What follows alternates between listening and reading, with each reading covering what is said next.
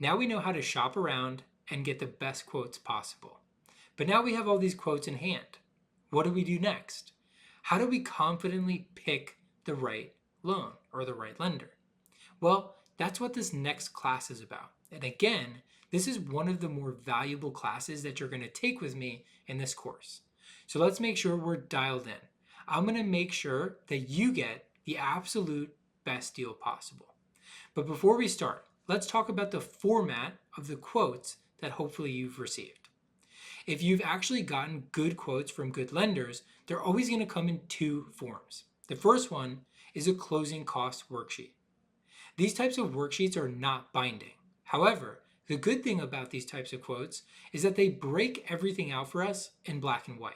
So a closing cost worksheet should show you the purchase price, the down payment, the loan amount, but more importantly, it's going to show you the lender fees, any or all discount points, your monthly payment, and your interest rate. But again, this type of quote is not binding, so just beware. Next up is our loan estimate. This is the gold standard. If you have a locked loan with your lender, they will always provide you with a loan estimate. A loan estimate is going to make it easy to compare from lender to lender. And a loan estimate, just like a closing worksheet, is going to show you all the numbers associated with your transaction. Next, when comparing lenders, there's only two big points I want us to focus on. The first one is going to be any and all fees associated with the lender, including upfront discount points or prepaid interest. The next most important thing is, of course, our interest rate. Everything else is noise.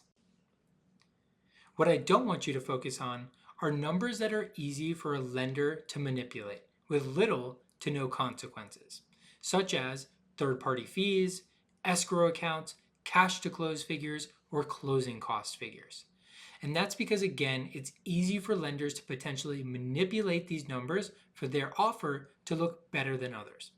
Here's an easy example. One lender can set up your account to not have an escrow account, meaning you pay taxes and insurance outside of your mortgage. However, another lender can be more conservative and assume that you want an escrow account, just like the majority of first-time homebuyers set up their account. This will be a swing to closing costs and to cash to close of thousands of dollars. But that wasn't their choice, it ends up being your choice. So, the one way we can eliminate this is eliminate the noise. Let's focus on, again, the two things that the lender actually controls throughout the process: their fees and their interest rate. In the next slide, we're going to cover an actual loan estimate together. And I'm going to show you a couple different examples of how to compare these offers to make sure you get the best deal possible. Let's take a look at loan estimates together. The reason we chose loan estimates over closing cost worksheets is because loan estimates, again, are the gold standard throughout the mortgage process. You're going to receive loan estimates, and then once you actually get close to closing with a lender, you're going to receive closing disclosures and final closing disclosures, which are set up in the same exact format. So I want to show you how to read them because they are a universal document accepted by all lenders, unlike closing cost worksheet. So let's jump in and let's start at the top left of each loan estimate. The biggest thing that we want to look at first is the date issued. This is important because, again, we want to make sure we're comparing apples to apples. Same thing on the right. Let's make sure we're looking at the same types of loans and the same loan terms.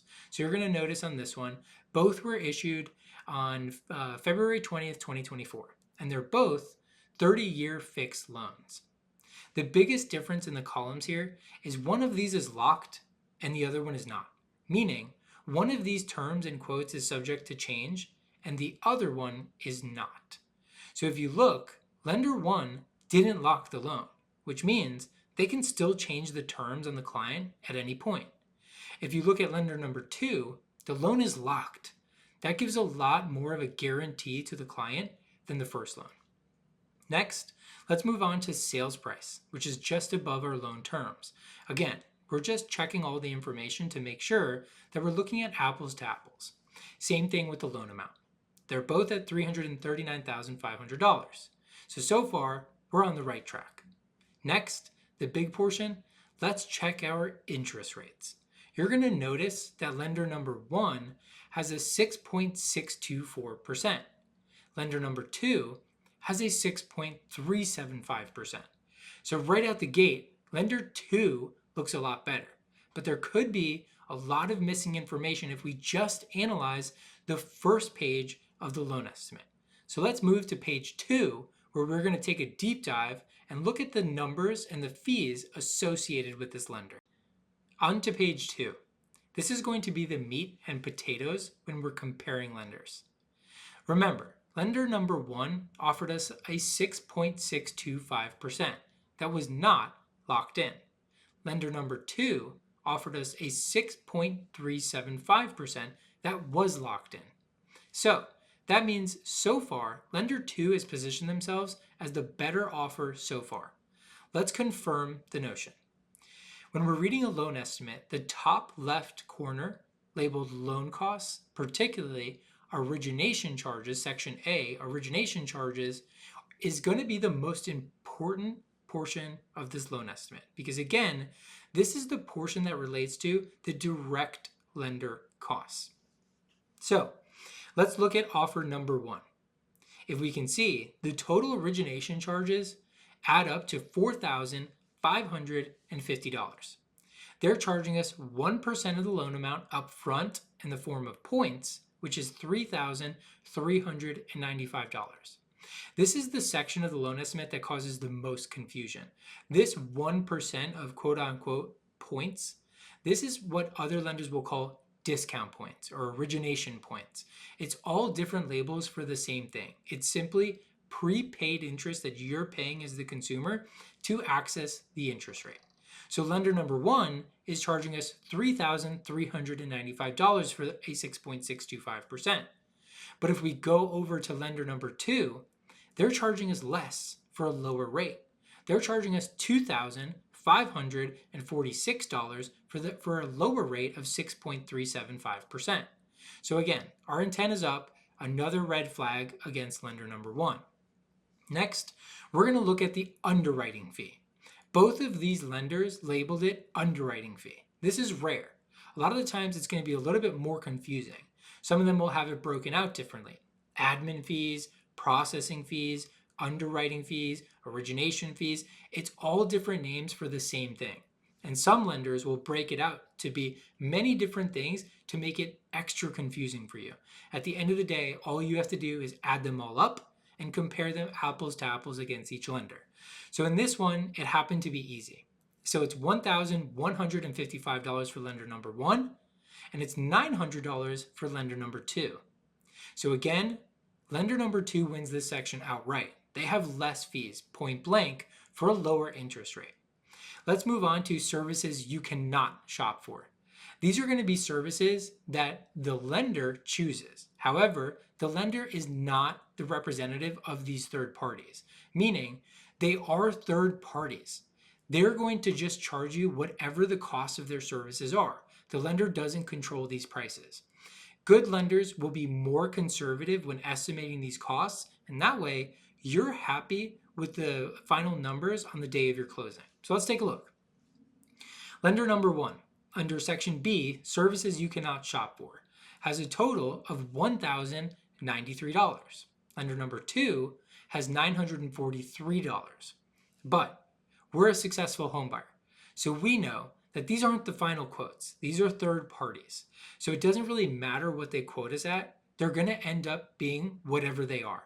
And as the borrower, we're going to be responsible to pay these. So you can see lender number 1 is estimating that an appraisal, for example, is going to be $800. And lender number 2 is guessing that it'll be $600. Chances are it's going to land somewhere in between these numbers. The credit report fees are different. They're a little bit higher for lender number 2. And you're going to see, again, a slight discrepancy as you go down the list here when it comes to these third-party fees. Before we get to section C, I want to be very clear. Starting with section B, services you cannot shop for, all the way through section J, total closing costs, these are the sections that your lender or any lender does not control. These are third-party fees associated with buying real estate. So why this is so important is because truly, when we analyze lenders, it's going to be in that top section that we already covered, Section A, origination charges. So let's jump into Section C so you have a good understanding of what to look out for and what type of costs you're going to be paying for as you go through your real estate transaction. Section C can be summed up as simply as these are your title costs. Section E, taxes and other government fees. This particular deal takes place in Texas, where it's very inexpensive and the county and state fees are very low. If you're purchasing in Florida, for example, you're going to see state stamps and state taxes in this section, which are going to be very expensive, typically thousands of dollars of additional closing costs. Next, we're going to have our prepaids. This is simply our homeowner's insurance, 12 months that's bound through our closing. And then we're going to have prepaid interest. Next, we have G, initial escrow payment at closing. This is a section that I do want to focus in on for a second because you're going to see that some lenders, especially aggressive lenders, are going to zero this out for you. Because it's not mandatory, especially if you do 20% down in most states, that you carry an escrow account. So think of it. If lender number one wanted to be aggressive, they could show no escrow account, which would save you the same $2,853 on your closing costs, which translates down to your cash to close, just by simply removing your escrow account. And this is why this class is so important. Luckily, these two lenders were being conservative. They probably pulled their information the same day and were, being as accurate and conservative as possible. But a lot of the times what we see from some of our students is an escrow account that's totally zeroed out. So be careful. If you want to pay your mortgage every month to include taxes and insurance, you're going to have an escrow account. Whether or not your lender puts it on their loan estimate, that's a different conversation. Next, we have other, which a lot of the time you'll just see an owner's title policy in there. And then we're getting back to sections that matter. So let's focus in on J, total closing costs.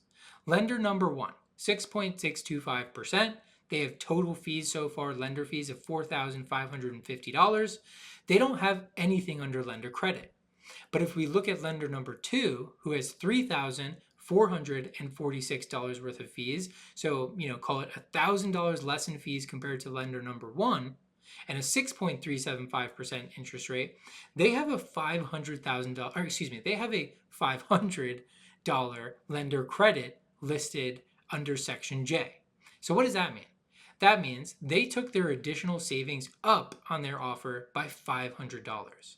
So if we just compare Section A, lender 2 is $1,000 better, but they're also giving you an additional lender credit of $500, bringing the total cash to close savings just by comparing lenders close to $1,500 by going with lender number 2. And let's not forget, their interest rate is better as well. So if we look at our total cash to close, which is labeled as estimated cash to close, the last line item on the loan estimate, we're going to notice that there's a clear-cut winner. And that's going to be lender number 2. Now, we didn't say that let's just compare estimated cash to close and decide a winner just by comparing that number, because again, that's a number that's easy to manipulate. We've done our homework. We've looked at all the sections. We understand that the loan costs are much more affordable with lender number 2. The interest rate is much better with lender number 2. And for some reason, this lender is giving a lender credit, an additional incentive to go with them of $500. Let's look at, before we wrap this up, let's look at calculating cash to close, because this is an important section of the loan estimate.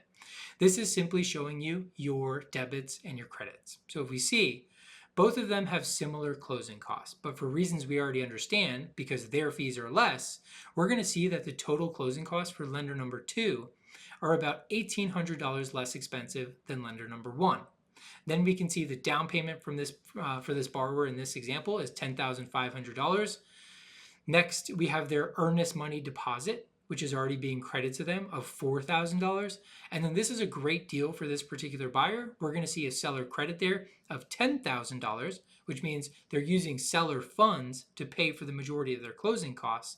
And then we're going to see an adjustment and other credit. Typically, this will be a tax proration from the seller.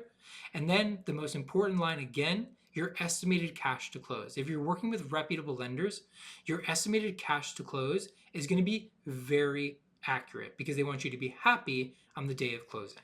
So, if we look at this example one more time, we have a clear-cut winner, lender number 2. They have a lower interest rate, they have lower fees, and they're throwing in an extra bonus of $500. I hope that this has been helpful. And if you have questions or you're having a hard time looking at closing sheets or loan estimates, we try to make this as easy as possible by providing you with mine, Eric's expert review. Anytime you're having an issue or struggling through this portion of the process, you can get me one-on-one and I will help you look at this directly, because this is the most important part of course number 2. This is going to save you the most money possible. So I want to always lend my expertise and make sure that I'm there for you as you're comparing these offers, because I know I've been doing this for a very long time. It's very easy for me to look at a loan estimate and within 2 minutes tell you which one is better. But I get that's not always the case. So if you need me or you want my help, there's a link here in the body of this class. Please use it. Get me one-on-one. I'm happy to tell you which deal is best, and even if there's a better deal out there somewhere else. We now know what it takes to analyze a deal like an expert. However, if for whatever reason you're struggling to analyze your offers, you do have 2 options available to you. The first one we would recommend is to get all of your quotes together and bring them to your preferred lender. If you've used our course's teachings, you're probably in a position that you have a preferred lender that you like and that you trust. Simply bring them the quotes. They'll be able to comb through them, and most great lenders have a meet and beat policy in place, meaning they'll be able to match your best offer or even offer you a better one. The next option is to bring us here at the Successful Home Buyer all of your offers, and I will personally, one-on-one, set up a time to speak with you and review your offers. This way, we'll be able to guarantee that you end up taking the best offer possible. The last thing to remember as you start to finalize your deal: be conscious of your timeline. The best way to do this is to give all of the lenders in place a deadline. Let them know that you intend to select a lender within 48 hours of going under contract. That way, no time is wasted for them to prepare your quotes, give you these quotes, and help you analyze these quotes. This is extremely important because remember, as a buyer, you're most responsible to hit that closing deadline and make sure that you show up at closing ready to go.